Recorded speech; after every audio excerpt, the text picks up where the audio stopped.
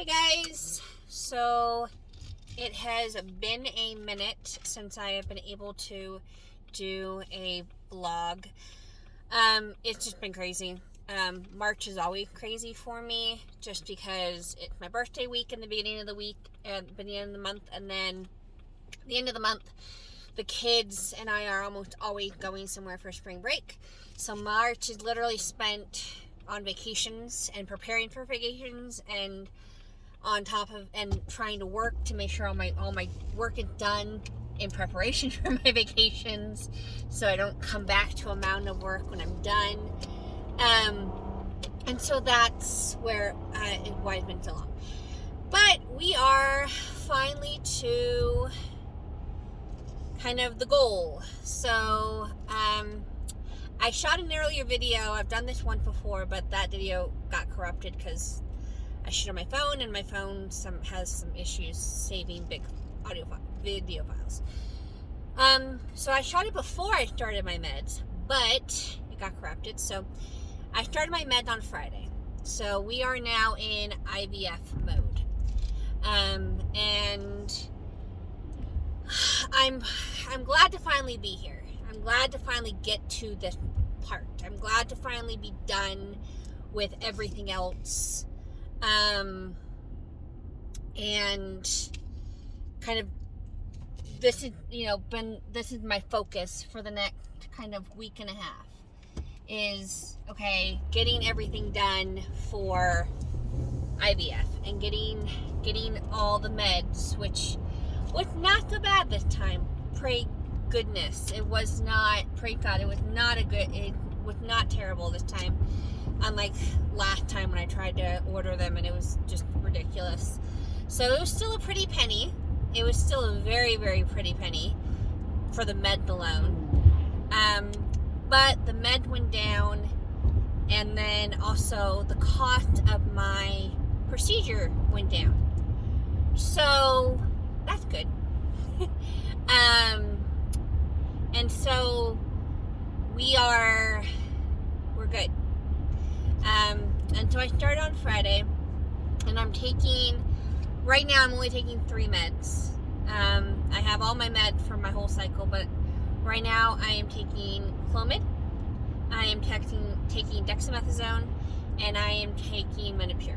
So the Clomid and the dexamethasone are both oral, so they're just pills that I take. And then the Menopur is an actual subcutaneous shot that I give in my stomach every night. So that's my protocols. I am going to do a video with my protocols, so that way you can see what that looked like. I'm off all my supplements except for my prenatal and my vitamin D, which if I never did I need to do a supplemental kind of a supplement redo, because my supplements got added toward the end of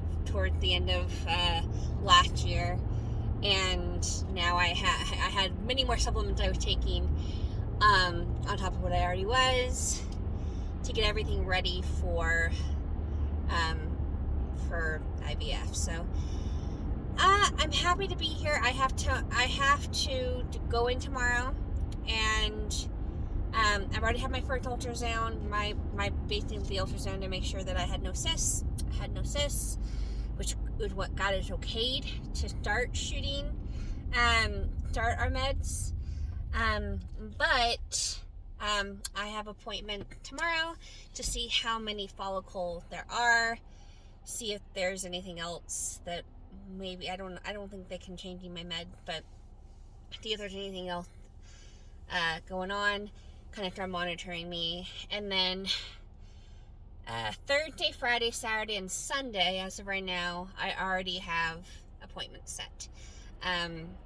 I am probably due to do retrieval next Tuesday, but that could change depending on how many follicles I have.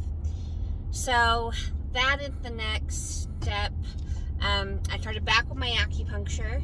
I stopped my acupuncture after my last IUI didn't work. I just would kind of burn out on appointments and burnout on just kind of chasing, just kind of chasing the wheel, basically, just going round and round and kind of doing the same things over and over again. And it was just a lot. I figure by December, we've been actively trying to get pregnant. For basically, because my IUI is during the week of Thanksgiving. I had actively been trying to get pregnant for about 7 months, and it was just, I was good. I needed a break. And then, when the IVF fell through in January, that really stunk, and I hated it. But yeah, I feel in a way it was good because it gave me a break to really get to enjoy March, get to enjoy my vacations, get to kind of have fun with my kiddos before I had to get back on the grind of doing IVF and going to having multiple appointments in a day. And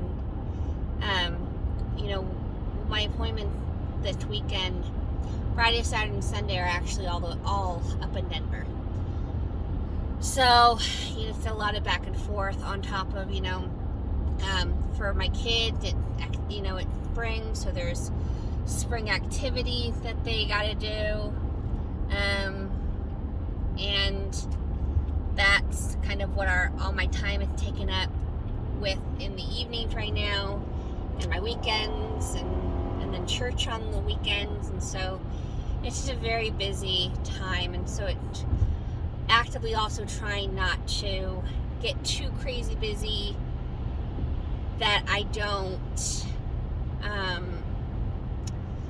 get too stressed out. That's kind of the enemy of all this is stress.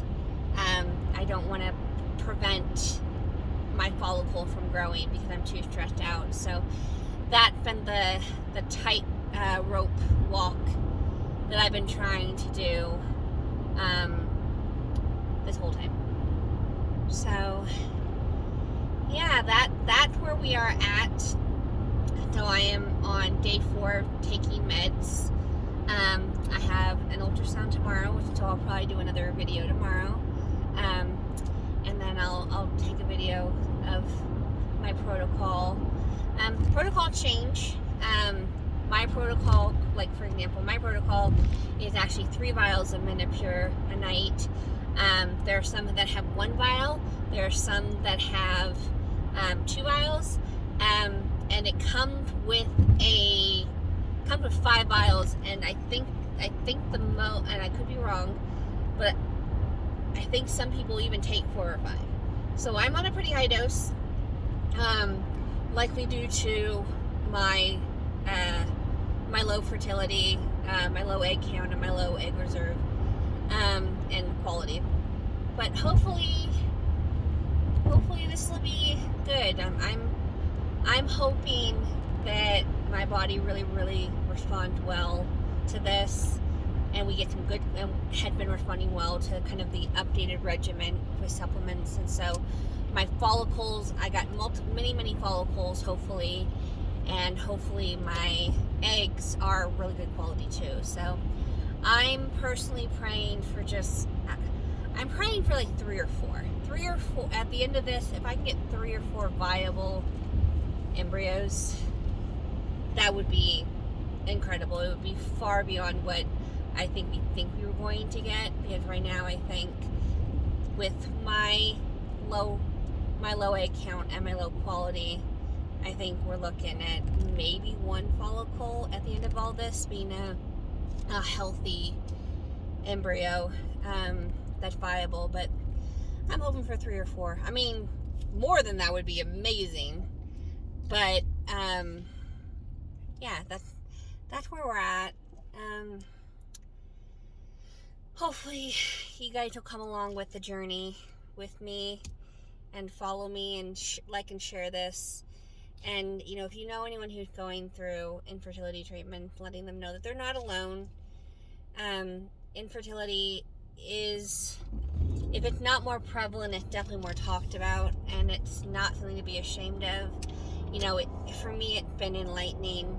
I'm doing this by myself, but I know for a fact that there are women who have partners and are still struggling, obviously, to get pregnant.